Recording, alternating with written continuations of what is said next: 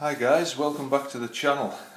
Sorry it's been a little while since the last video, but I've been rather busy with a few things which we'll have a look at today, namely a different game system, bolt action. A little bit more on that later. First of all though, just got this. We get it a little bit early because of the shop, so I can have a little chat with you about to compare the two codexes and see what's different from one to the other. I have to say before we start that it's a little bit disappointing, to be honest. Very uninspiring. You've all seen the new models, the Hydra that also comes as a artillery piece, the Wyvern, is it? Wyvern, and that's it's not bad. It's very cheap, 65 points I think, for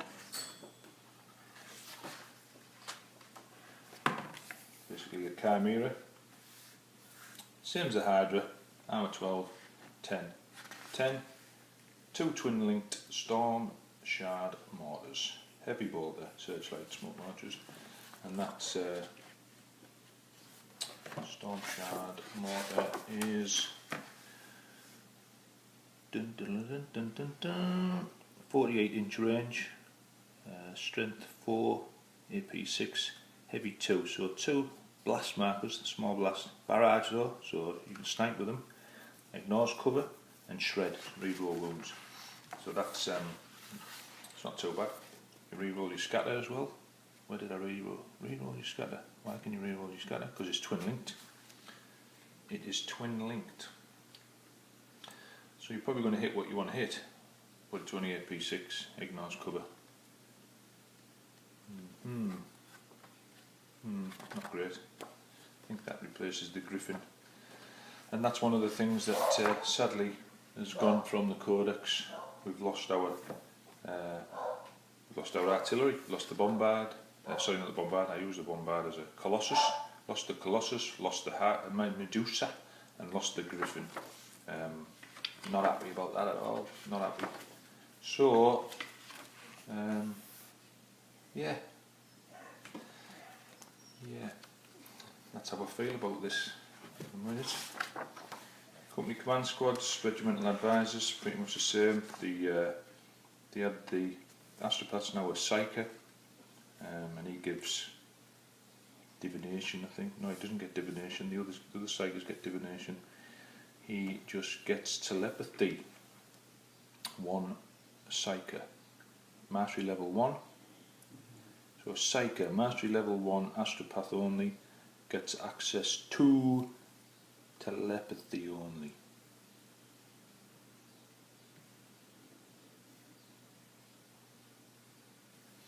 And the Navy orders are the ones that give you the extra reserve rolls now, and stop other armies, stop your opponent's reserves. Tank commanders, you actually have a HQ as a tank commander now, so one of your Lehman Russes can become your HQ choice. That allows you to do a battle group, a tank company. I quite like that, that's not too bad. Commissars are pretty much the same. Regimental specialists, okay, we've got the priests.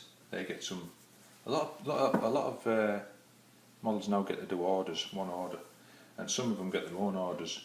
And these priests get what's effectively an order it's called a hymn. Emperor protects. The Ministerial Priest and his unit reroll all failed armour and invulnerable saves until the end of the phase. Pretty nifty. Emperor's Strength. Until the end of the phase, the Ministerial Priest has the Smash special rule. That's pretty good. Double his strength, AP2. It's a bit naughty, that. The Righteousness of the Emperor. The Ministerial Priest and his unit reroll failed rolls to wound until the end of the phase. So not bad. The Primus Psyker, he gets access to all the psychic powers, but he can be mastery level 1, or you can upgrade him to 2. So divination, you're going to get lots of re-rolls there on your tanks and stuff. And then engine seers and servitors, pretty much the same. Awaken the machine. Well, you can give power of the machine spirit, which is a space marine trait, to one of your tanks within 12 inches. That's quite good. You can split fire then. Infantry platoons, priced the same. Special weapon squads, heavy weapon squads, conscripts have gone down in price a little bit, from about 4 points to 3 points, I think. So I'm thinking about doing a large bunch of conscripts. Yeah, I always wanted to do that, never got around to it, so that's a bit of a project. 50 conscripts to paint up. Hey, veterans. Someone said that the veterans were losing a special weapon. Not true, still get 3 special weapons. The Militarum Tempestus, basically stormtroopers, but now you can't take stormtroopers unless you take a HQ, is it the way around? The HQ, stormtrooper HQ, gets 4 special weapons, but you can't, that's right, you can't take a HQ unless you take one of the normal squads. But you can't take them only. You can't have them as like a 4+ save army. You've still got to mix it up with the Imperial Guard. Chimeras went up in points. Got a new transport. It's okay. Weapons. Twin-linked auto cannon. There's a couple of there's one upgrade, I think, for that weaponry. Let's have a look. Transports. AK transports, Turks. Twin-linked auto cannon. All-terrain APC, so it automatically passes dangerous terrain. 10 models it can transport. May take items from the Astra military and vehicle equipment, so you can't upgrade the weapons on it. It comes as it is. The Turks Prime is the one with all the weapons that you've read about properly. Small battle cannon, so only AP4, small blast. The twin-linked Turks Gatling gun, 10 shots, twin-linked. It's like a little Punisher cannon. Or you can go for the missile launcher, which fires 2 shots. 48 inch range, normal missile. Replace twin-linked hot shot volley gun with twin-linked auto cannon for free. But that's 80 points as opposed to the other one, which is 50, and it's only armour 11. 10. And you can only take that if you take the stormtroopers.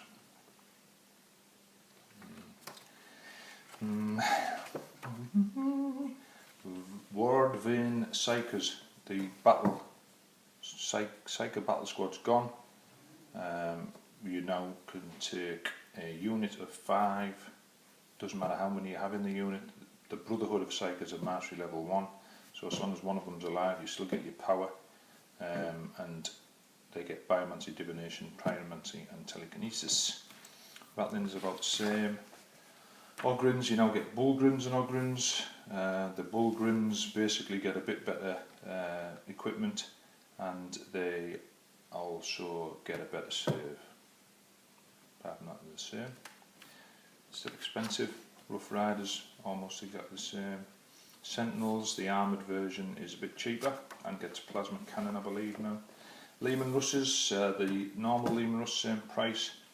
1 or 2 went up in price, which I was surprised at, the demolition and whatever, but a lot of them, the Punisher dropped quite considerably, about 40 points, 50 points, and the execution of the plasma one also, which is probably 2 of the more popular ones.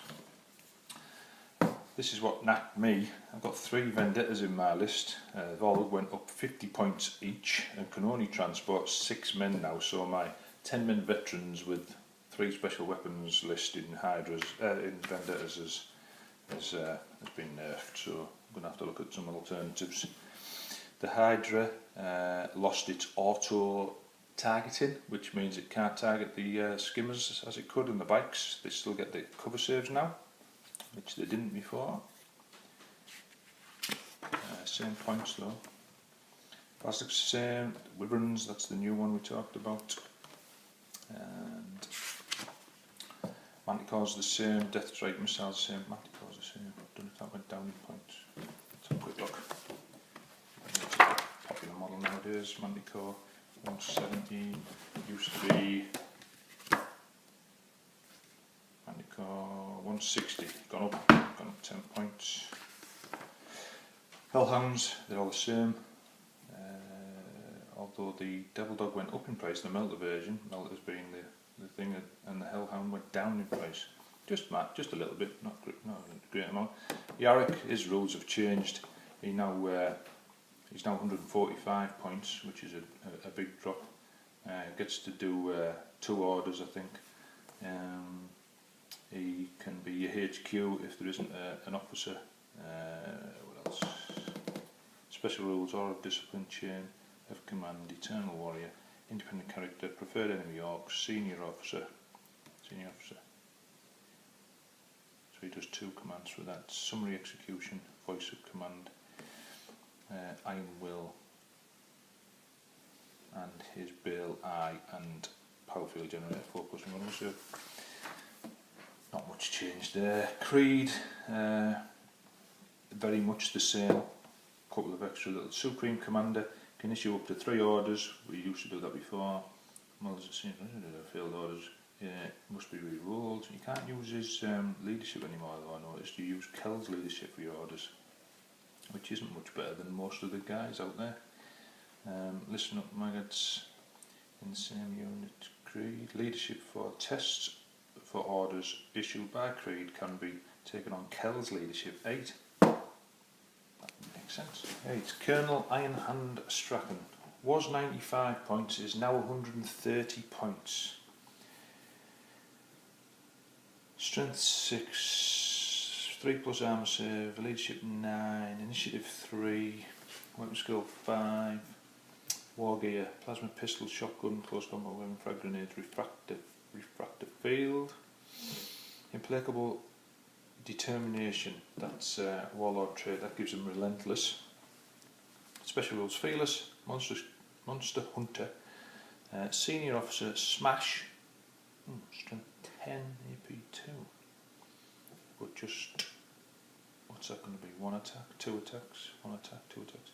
Voice of Command gives a command, senior officer gives 2 commands. Cold Steel, Furious Charge, Counter Strike, anyone within 6. Strachan must accept or issue a challenge where possible. Nork, Dead Dog, gone down slightly in points, never used him. Feel No Pain, Hammer of Wrath, Look Out, Stubborn and very bulky, Carapace Armour, Ripper Gun, Frag Grenades, Strength 5, Toughness 5, Wounds 3, 4 attacks, Leadership 8, 4+ save, Heroic Sacrifice. If he dies, he attacks. He's got a couple of different ways he can attack before he's removed. Loyal to the end. Nork must declare a glorious intervention wherever possible and will automatically pass the test to take the place of a friendly character in an ongoing challenge. In addition, a Commissar or Lord Commissar will never shoot Nog as a result of a summary execution special rule.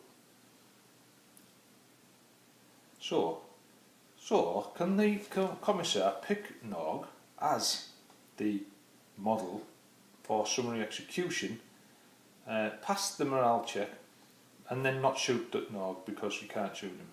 Lord Commissar will never shoot Nog as a result of it. The result being that the guy gets shot, but the result of this is that Nog doesn't get shot. So basically you pass your morale check automatically and Nog doesn't die.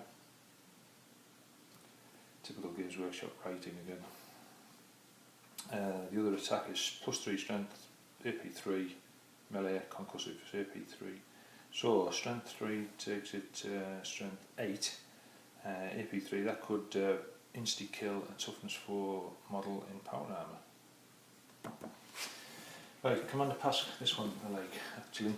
I've got Pask in my list, he's just an upgrade for a tank, but now he can be an upgrade for a HQ tank, so he becomes the company HQ.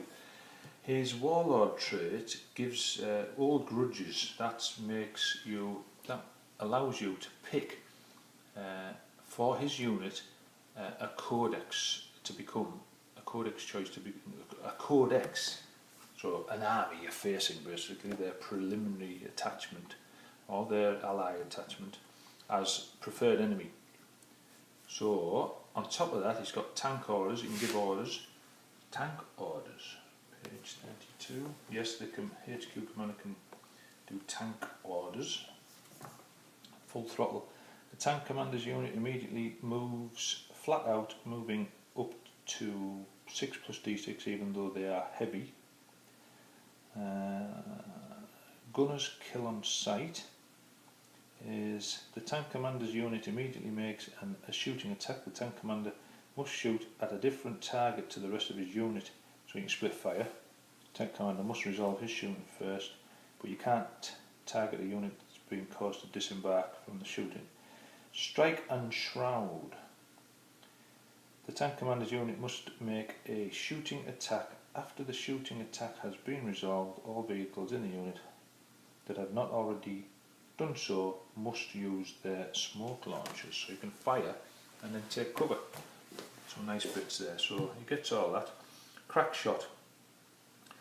Shots made by Pasks, Lehman, Russ can re-roll, just Pasks, Lehman, Russ, can re-roll armour penetration rolls against vehicles, including glancing or penetrating hits.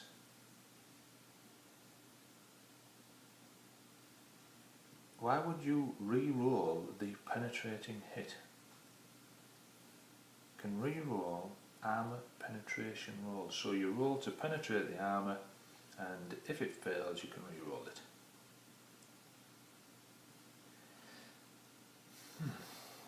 Okay, but the second roll counts. Furthermore, the turret mounted weapon of Pask's vehicle gains an additional benefit, depending on the type.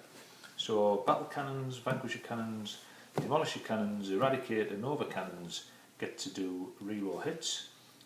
Exterminator auto cannon and or Punisher Gatling cannon fired by Pask can have the rending special rule.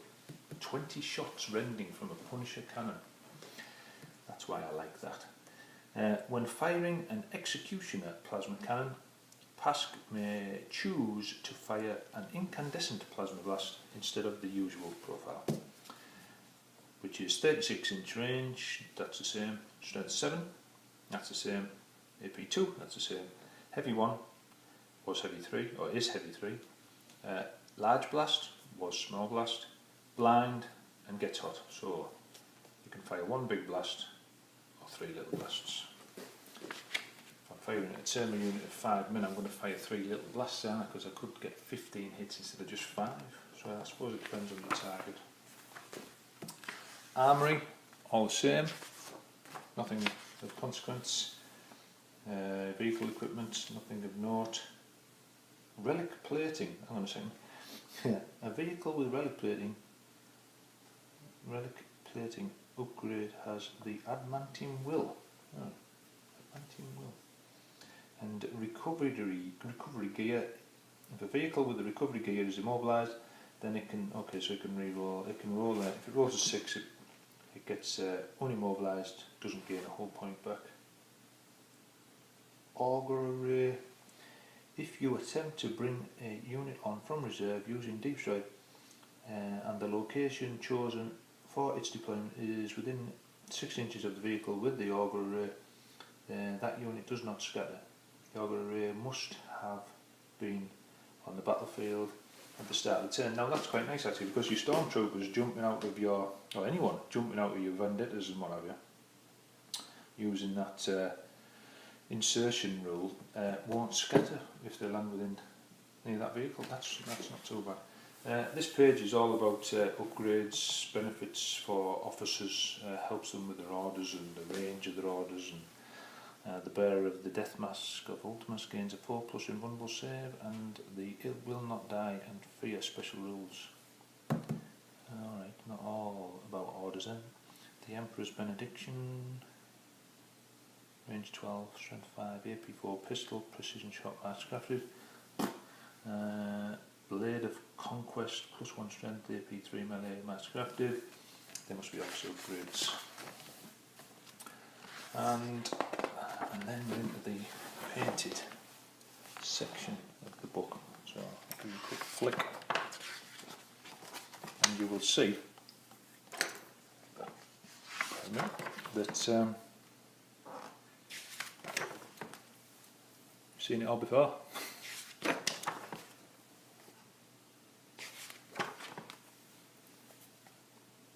Barring a new tank or two.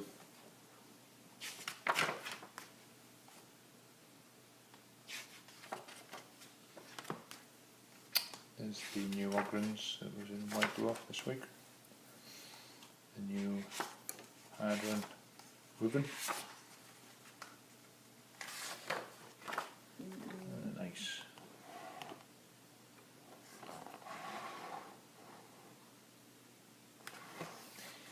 And that is that, I think.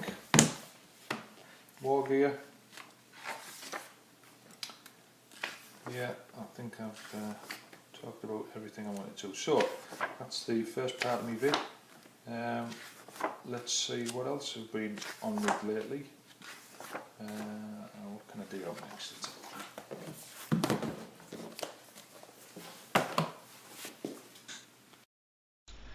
Well, here we are, back to narrating over the video again. I don't think I pushed the microphone into the socket far enough, so all the video I then filmed didn't have any audio on it. Just more work again. Anyway, what else has been keeping me from doing videos? That would be my new gaming system, Bolt Action World War II 28mm, which is a nice size we're all familiar with. This game though is a little bit different in the way that it plays. That's what interested me. I watched the demo game on Beast of War, and I liked the way that it plays. You get a dice, one dice for every unit in your army. Each player does. They all go into a bag. There's a bag I made earlier in true Blue Peter fashion. It's dice in the bag.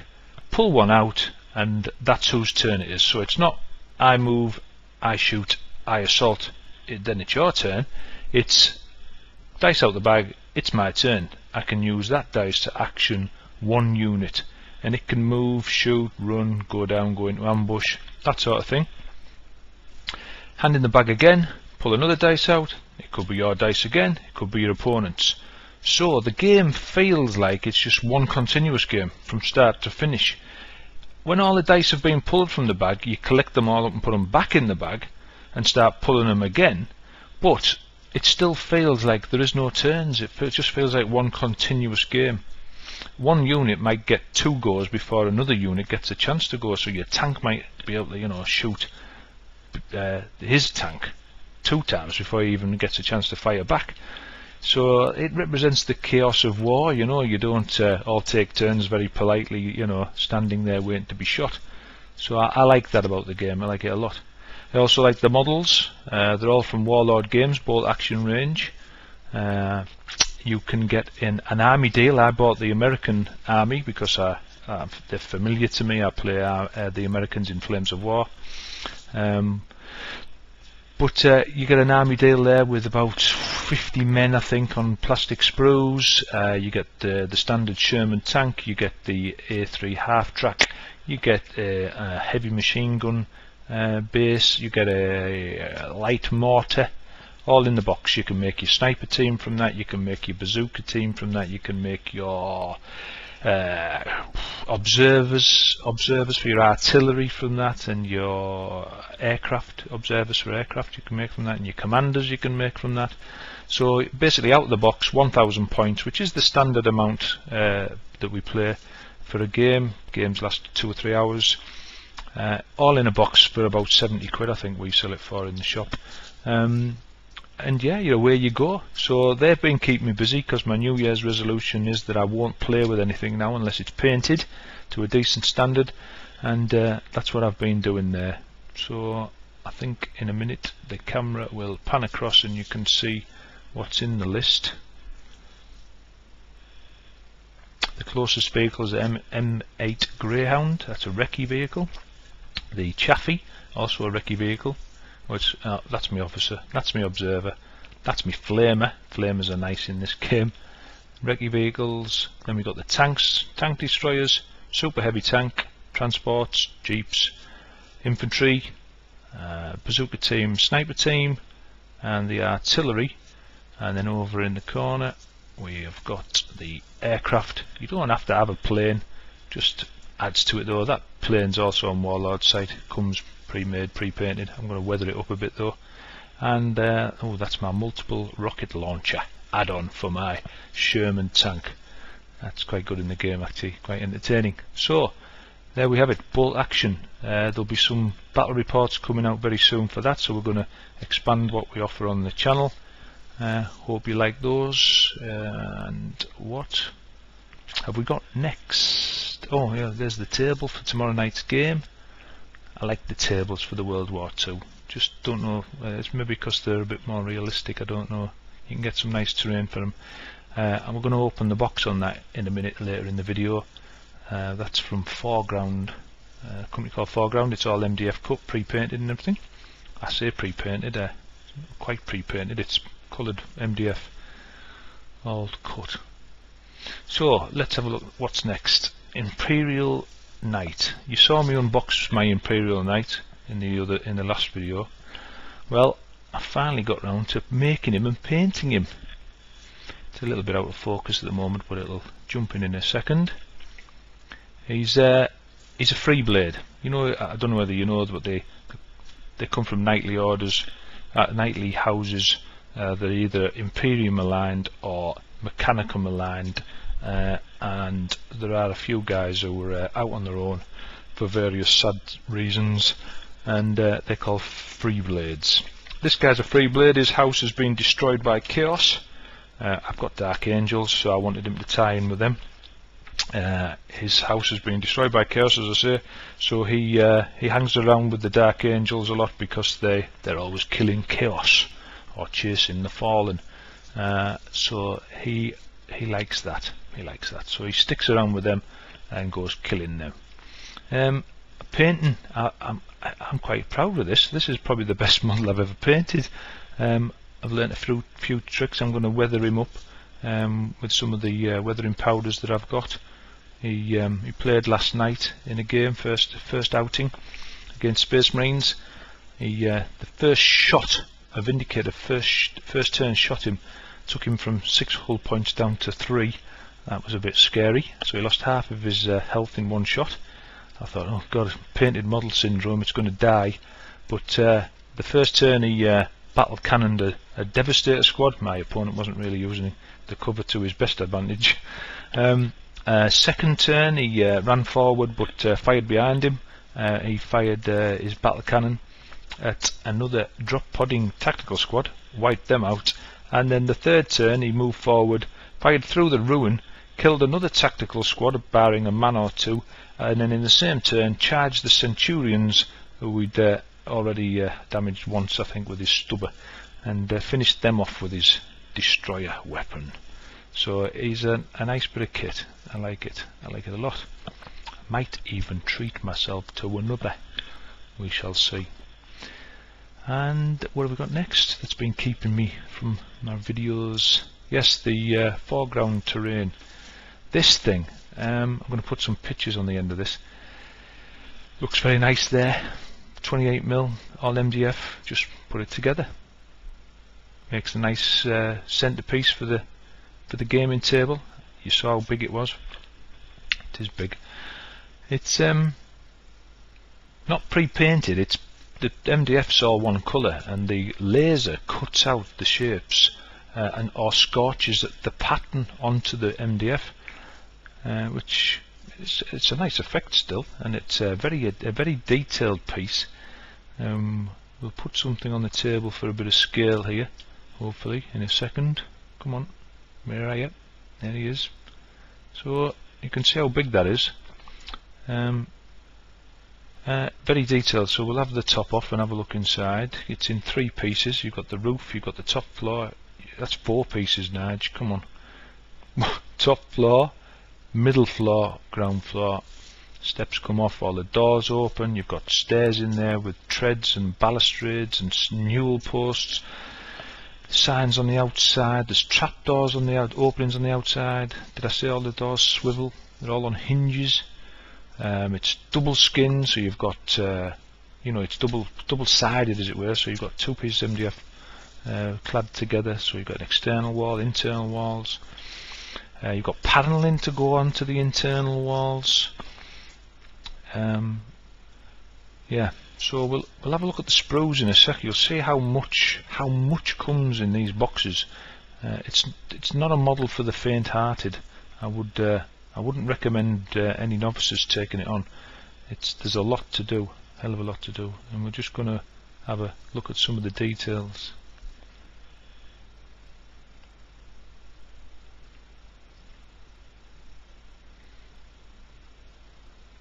Yeah, that pattern on the floor is all scorched in by the laser, and the bricks and the floor. There's a stable block that goes with it. Again, the roof's come off so you can get your hands in and put your models in. Even the plaster's fallen off the wall, and there's pieces to go in there. You have to put them in. They don't come already on. They come off a different coloured MDF. You've got your troughs for your horses, stables, ladders on the wall, bars on the windows, stable door. And the last piece, the smallest piece, is the cookhouse. Got the windows finally on this one. Cupboards, sink, shelves, door swivels again. Got like a pizza oven inside and a cooker. If we can focus on that. Got my thumb in the way.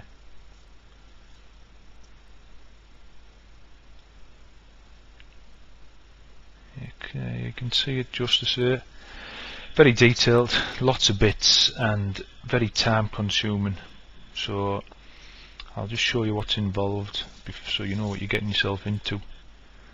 We'll open the box on the last one that I haven't started yet, which is the main front piece. I think it's self-explanatory.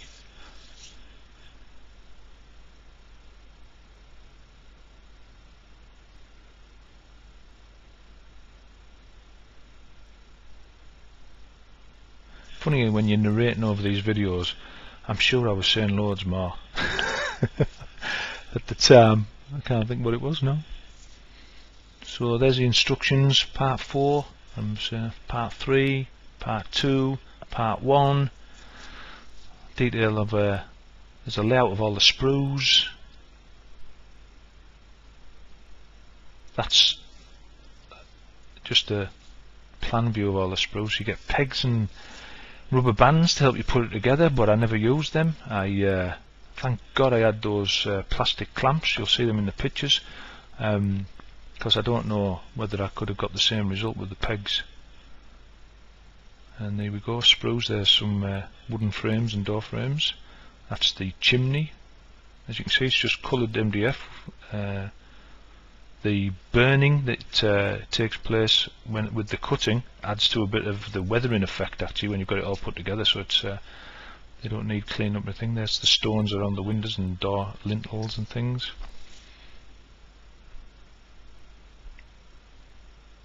Yeah, I've told them about that already. Come on, hurry up. Chimney pots, can't get them out flat MDF, so they've supplied them separate. That's the external steps at the back of the building. That's the base of the roof actually. That's the first sprue. That's the one of the floors. I think it's the ground floor. That's sprue number 3. One of the roofs. That's the second floor. All the floorboards and everything all scorched in. Is that 4? Next floor, same again, 5. Windows, 6. The roof of the entrance, 7. The dormer roofs, 8. Some more pieces for the main roof, 9. Steps outside and chimney pots, 10. Door frames and panelling on the walls, that's 11.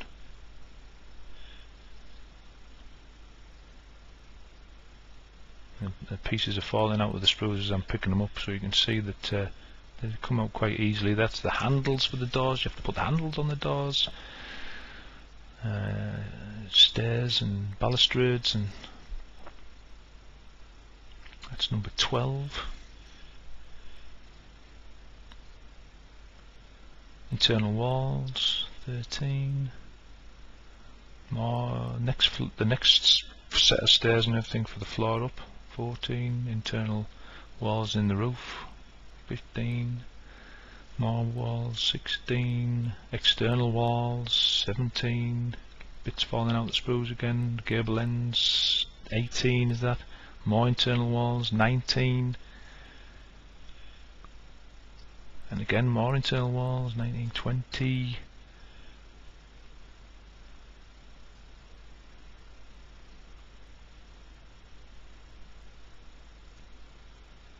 Yeah, they're the stone edgings around the windows that you've got to put on. Two for each window.